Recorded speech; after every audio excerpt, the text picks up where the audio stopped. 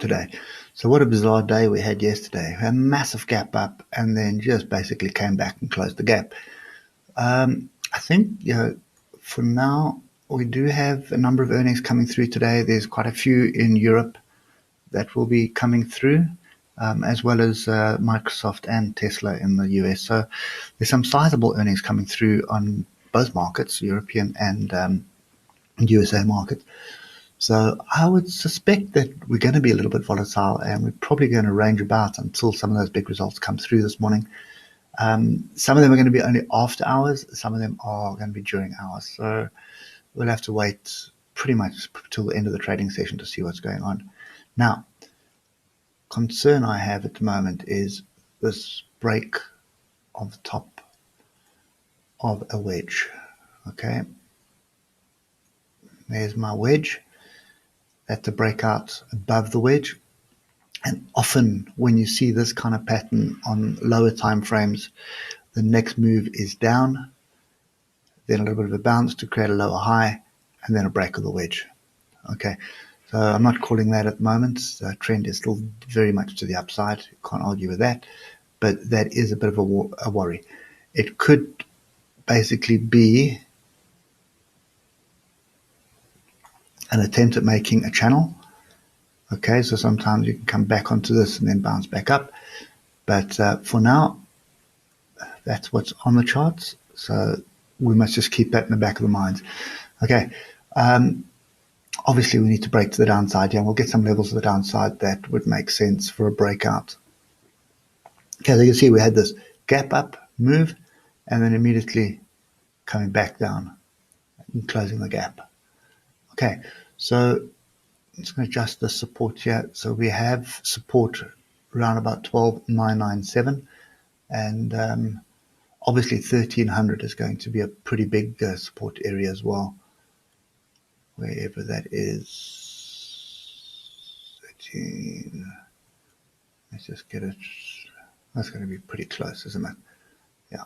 Okay, let's ignore it. Let's just leave that as our level. So our level is 12,997 or 1,300. 3 points away. That's why you're battling to find it. Okay, so for me, I would be waiting for a pullback. Trend is still very much the upside. There's no argument about that. Let's just get to the hour.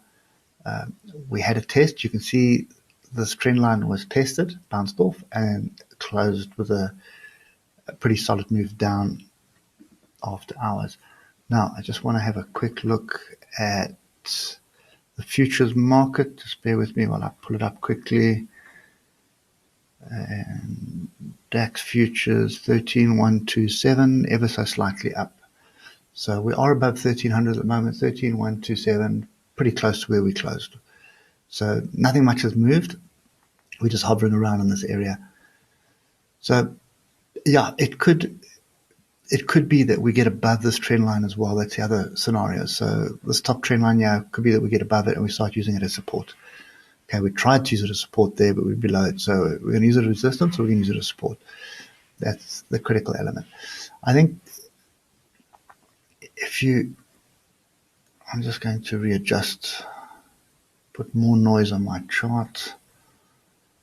So there is the current hour trend line, okay? You can see there it is there. So this area down here is pretty much your line in the sand at the moment. So a breakthrough at 12,800 would start triggering shorts as far as I'm concerned.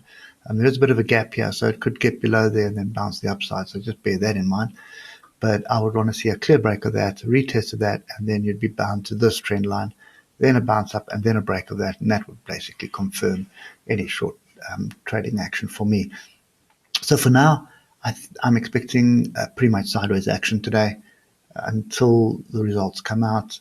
We've already had the European Union saying come to an agreement around their fiscal package for support. We're waiting for the US. We're waiting for some results coming through, and we're also waiting for a couple of pharmaceutical companies who are claiming to have great results with a vaccine. And there's been some major moves in the pharmaceutical sector as well. So yeah, personal opinion, I think all of the good news is going to sort of hit us over a day or 2 or 3, and it's just going to provide a catalyst which is going to push us up. Okay, it's going to be timed perfectly, and amazing how it'll work out like that, isn't it? But that's just my personal opinion. I think that's exactly what I'm going to be watching for. Okay, so on the DAX, I think we have had a pullback. I'm looking for structure now. So there was no real trade yesterday.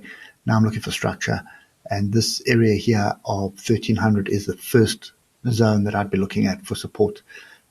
We could pop below it, not too stressed about that, but we could come down as far as 12,800. Basically, all that'll mean is on a higher time frame, you could get a pin bar of 1300. Okay, so this is the area that I'm looking for. Come back into this zone, find some support, and then I'm looking for a long. Okay, so anyway, guys, that's it from me on the DAX. I hope it helps somewhat, and we'll catch up with you later. Cheers for now.